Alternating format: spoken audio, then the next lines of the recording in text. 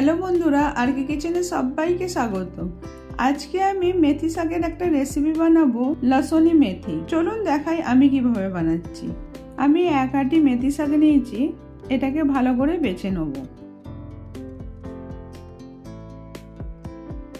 এখন শীতের মেথি শাক খুব নরম হয়, এরকম পাতাগুলো বেশি নেব, আর যদি ডাঁটিগুলো একটু নরম থাকে ওগুলো অল্প করে কেটে নেব।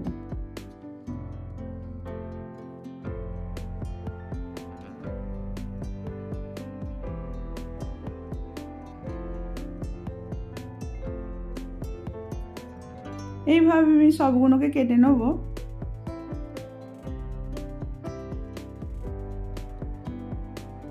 সব কাটা হয়ে গেছে, এটাকে ভালো করে ধুয়ে নেব। তারপরেতে আমি 2 চামচ সাদা তেল দিলাম, আধা চামচ জিরে, 4টে শুকনো লঙ্কা, গ্রেট করা রসুন,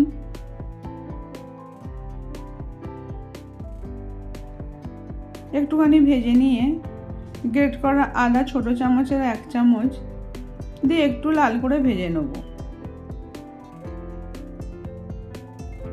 তারপরে মেথি শাকগুলোকে দিয়ে দিচ্ছি।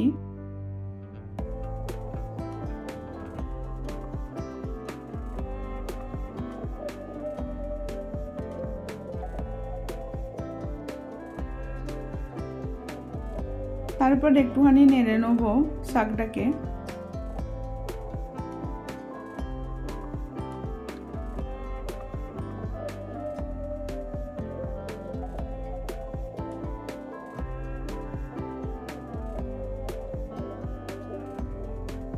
স্বাদ মতো নুন,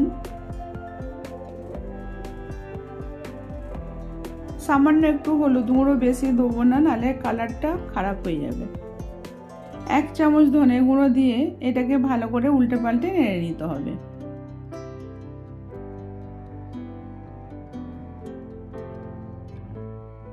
তারপর আমি চাপা দিয়ে এটাকে 2 মিনিট একটু সেদ্ধ হতে দেবো। এখনকার এই নরম মেথি শাক বেশিক্ষণ টাইমও লাগে না। তারপরে ঢাকনাটা খুলে একটু নেড়ে দিলাম।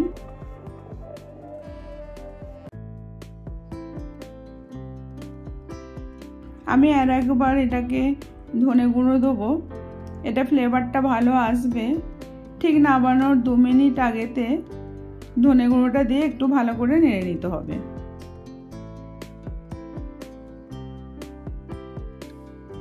তারপর আধা চামচ বাটার দিয়ে একটু মিক্স করে দেবো।